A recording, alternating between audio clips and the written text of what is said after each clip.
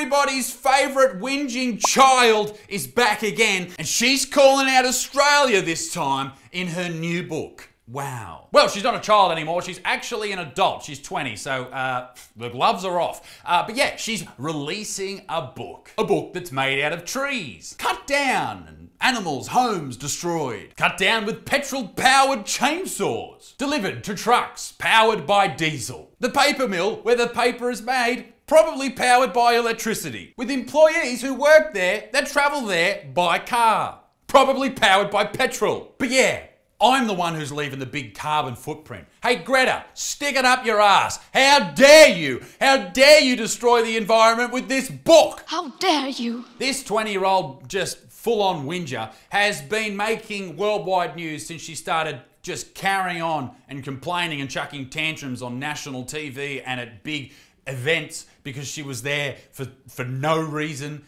Why are you there with world leaders? You are a child, a literal child. You can't vote, you can't drive a car, but you're talking to presidents.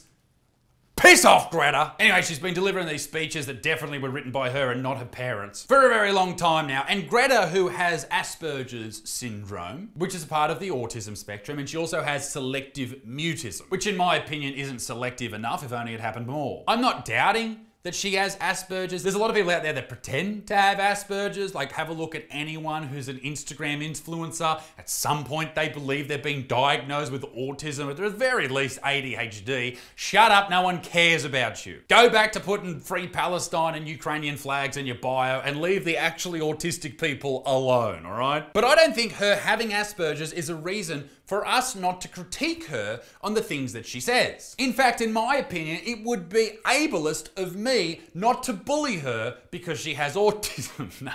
It would be ableist of me not to critique her just because she has autism.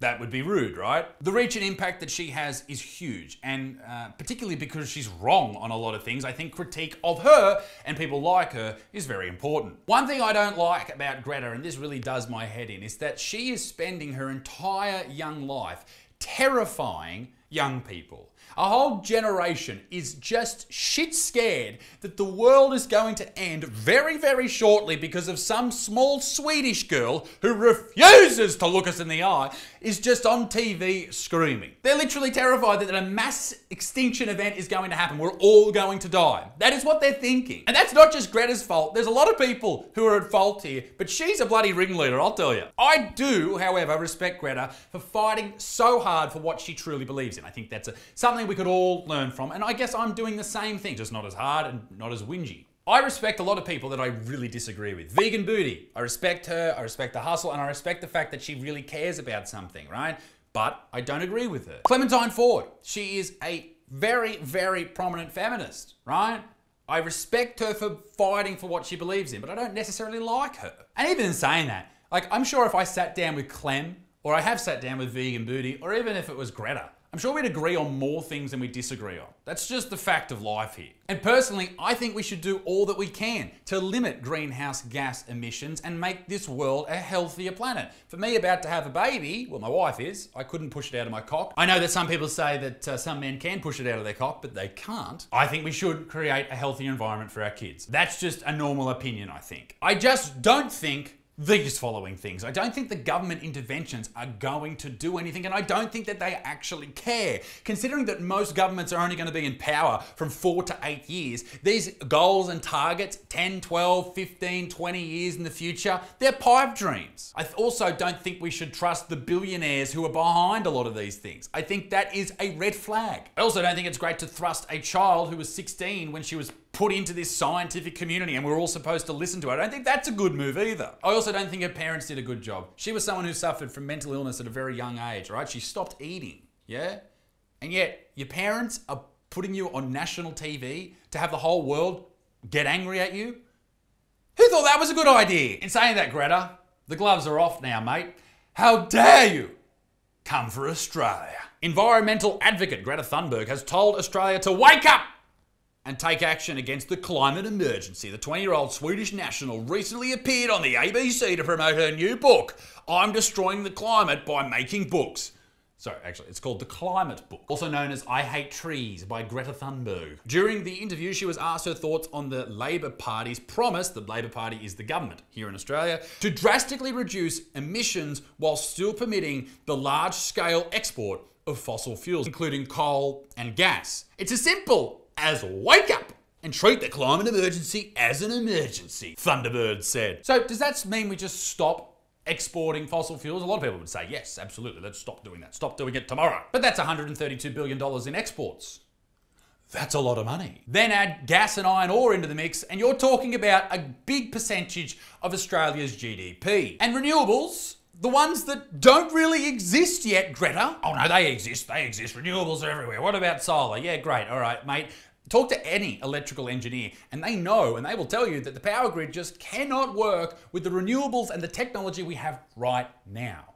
All right? Maybe in 20 years, and if we really fucking give it a good crack, we could probably do it. But not right now. Probably not a great idea to switch the power grid over tomorrow and then we all just go back to the fucking dark ages. What about the 50,000 people that work in the coal industry in Australia? Where do they go tomorrow for work? Fucking Aldi? There's 100,000 people employed in other mining projects across the country. Where do they go? Bunnings! By the way, ladies and gentlemen, these t-shirts are absolutely fantastic. It's push-pull, sink tins, look at that. For Average Man, the greatest fitness program that's ever been introduced. The workout videos are posted every single Thursday. You should go and check them out. There's been a few already uploaded. We take guests and we put them in the gym and we train. It's fantastic. You can get the t-shirt at averageman.com. It's all about pushing, getting fit, getting thick, and sinking tins at the end of the day. Tins of beer, by the way, if you don't know what tins are, Christ. It seems like many people in Australia think, now we have a new government, everything will be fine. Of course, this is very far from true. As long as we treat the climate crisis as a side topic or as a political issue, we don't see it as the emergency that it is, as long as we don't connect the crisis to the other interconnected crises, the more time we lose. God, shut the fuck up. Anthony Albanese, it's a great impression, trust me. Labor's government has resolved to cut out emissions by 43% below, it's okay, it's not great, below 2005 levels by 2030. Well, that's easy for Albo to say that because he definitely won't be in power by then, nor will the Labor government, right? That's just what happens in these elections. They fucking ebb and flow, yeah? Don't get me wrong, I think we should move towards a more renewable and a greener energy and all that shit. But these promises from the government are hollow. Gret Dog, she noted that it's difficult to hold anyone to account when considering global emissions, but suggested that Australia should be cutting back on coal exports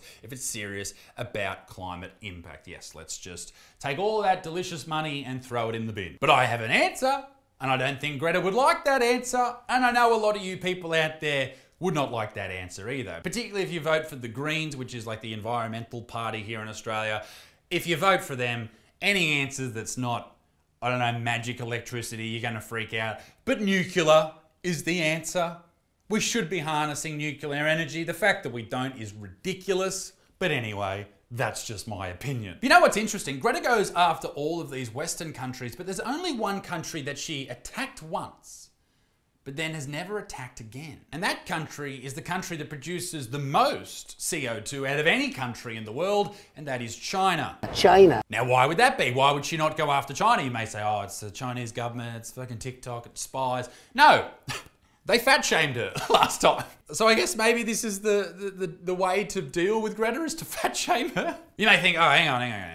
China's got 1.4 billion people. Of course they're going to put out all that CO2. Well, India's got the same population, thereabouts, and they only put out 7%, not 30% of this world's CO2 emissions like China does. Now maybe China's more industrious and all that type of shit. So I don't know how to argue with that. My point is, don't blame Australia with 26 million people in it, which is the same as some fucking cities in China.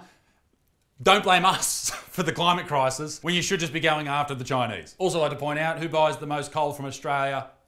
China. China. So Greta, get your little tree-hating book over to Xi Jinping's house and teach him about the climate, please. Talk a bit of cheese with him, yeah? Well, you probably wouldn't do that because you're vegan, which makes me hate you more. Why? Because you're destroying the Earth's topsoil. You're using all the water for your almonds. You're using trucks to transport your veggies, you animal. You better be growing your own carrots, lady. You better. You big old hypocrite. Anyway, Greta, all the best. Peace in the Middle East, next things. Go and grab this shirt at averageman.com and check out the programs we have there. It's free to sign up and basically you get an email every week with a new gym program. It's all about getting dudes into the gym and getting strong. We'll see you next time. Toodaloo, au revoir. Bye-bye.